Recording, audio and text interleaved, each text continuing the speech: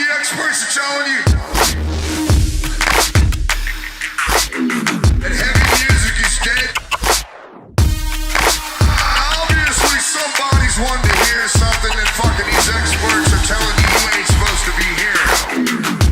Alright, well, check this out. It's Coco here for the Bass Music Awards at the offices of Never Say Die to present SKisM with the Best Label Award. Congratulations. Thank you very much. How do you feel about this? Yeah, it's wicked. Really nice surprise. I actually, to be honest, we didn't do any canvassing. I didn't actually know it was happening again.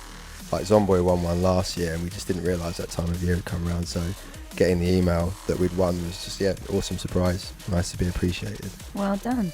What made you want to set up a record label? It's not an easy job. At the time, sort of 2009, early 2009, I sort of was getting a bit fed up of releasing music on labels that sort of quite rightly, as I found out later, didn't really want to invest in the artists because it appeared there wasn't that much money to be made from selling music and everyone was making their money off like live performances and stuff. So I realised that no one was going to push my music like myself. No one's going to have the motivation to do that. So initially it was set up as an outlet for my own stuff and then it very quickly turned into an outlet for some of my sort of closest friends in the industry who happened to be, the best at what they were doing at the time, like Foreign Beggars, freestylers like Datsik and Excision and people like Flux Pavilion. We were all just sort of like going through a period of the dubstep explosion, I guess, and it was all timed really well to getting those guys involved, and that just helped kickstart it. And it very quickly spiraled out of being an outlet for my own music, and actually started making less music than I ever did, and started pushing other people. And I think the sentiment "Never Say Die" was due to the fact that I was in a scene which appeared to be dying and I just didn't really want to go down with that ship, so I wanted to do something about it and push things forward. And I think we're actually in a time now where people are saying the same thing about the music that we ended up doing, and so it's a really resonant sentiment still. And for us to win Best Label in a time when people are saying things like dubstep's dead, it's fucking awesome. It means a lot. Good. Yeah. I mean, because your sound. I mean, you're a UK-based label, but your sound, and you even said it yourself, is more of American sound. Definitely. Do you find yourself sort of over there all the time then because of that? Yeah. The reason why I probably look like The Walking Dead right now is because I've just got back from another American tour, and all of our artists are really popular over there, and I think probably a large portion of our votes would have come from across the pond.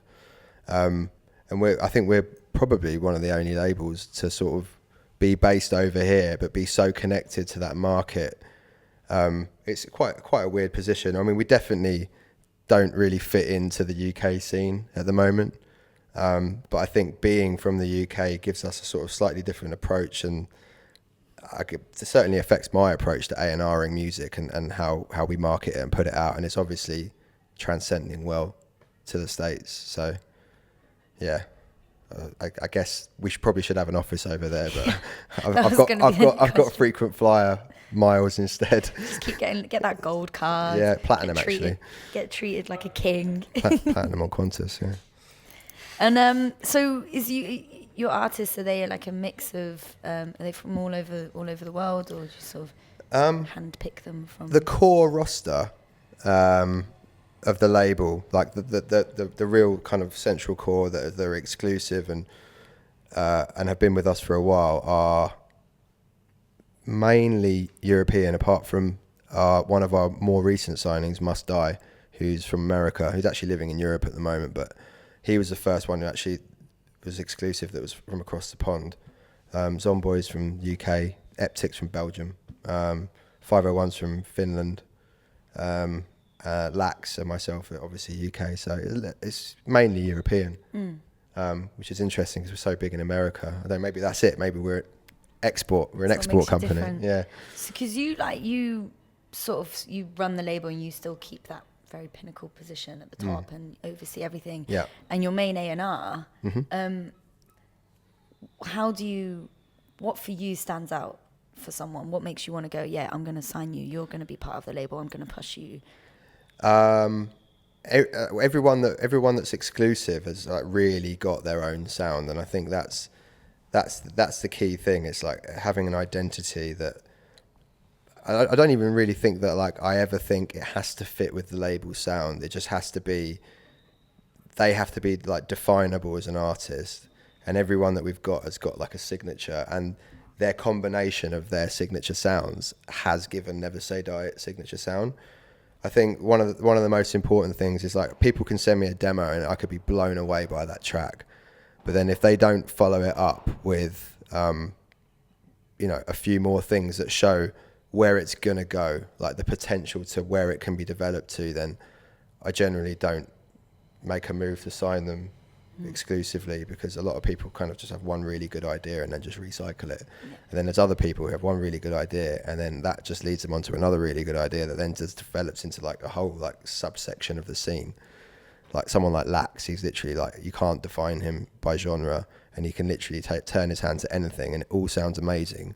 It all sounds completely different, but then it all sounds like him at the same time. Mm-hmm. They're the type of people that I look to sign. Totally. Yeah. And do you sort of go any deeper with your research? Do you sort of go check out the studio? Criminal records.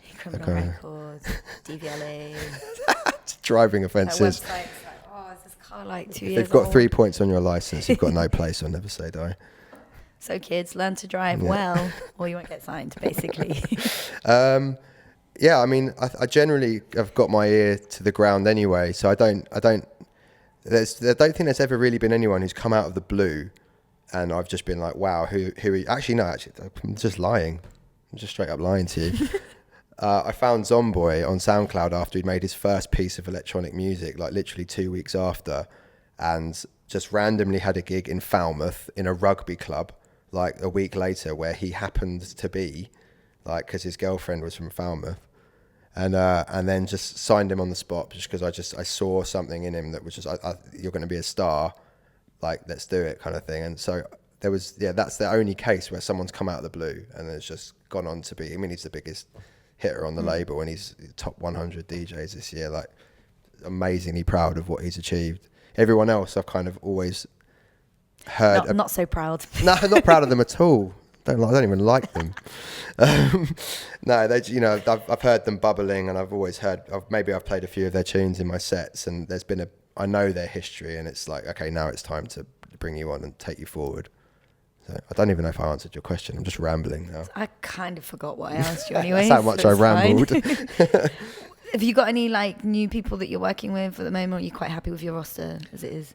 I'm apprehensive of signing people exclusively when we've got such a fairly large core roster. Like, I think there's a tendency in recent times for labels to literally crank out music almost every other day, and there are a few labels out there who remain nameless, but I can give you a clue, they didn't win this award, who literally put out tunes every day, and I that's not our approach. We like to have every release have a bit of breathing space and that artist be promoted, and I think to do that you can't take on too many people. There's a few people in the works, but I wouldn't go on record to say anything about them at the moment, just because the deed's not done yet. Keeping silent. Yeah. I like that. Yeah. And that's probably why your best label. One of the reasons. Good A&R. What do you think? What's the recipe? What's the recipe to creating a successful label? I really think that it comes down to like the simple fact of marketing and, well, actually no. I mean, it's obviously the music. You can't market a piece of shit in a really underground scene. You can on a higher level, definitely. If you throw enough money at it, you can probably market anything. But I think when you're dealing with underground music, if the bare bones of like good dance floor, solid production and good ideas for songs, if that's not there, then you've got nothing.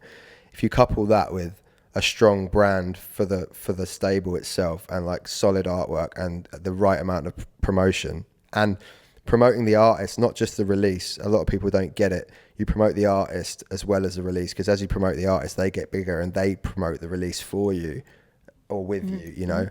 So I think just understanding what it is to be an artist and what it takes to survive in this scene in terms of all the aspects, gigs, publishing, you know, all of those things. Understanding that from a base level, just that's what makes a good label, I think.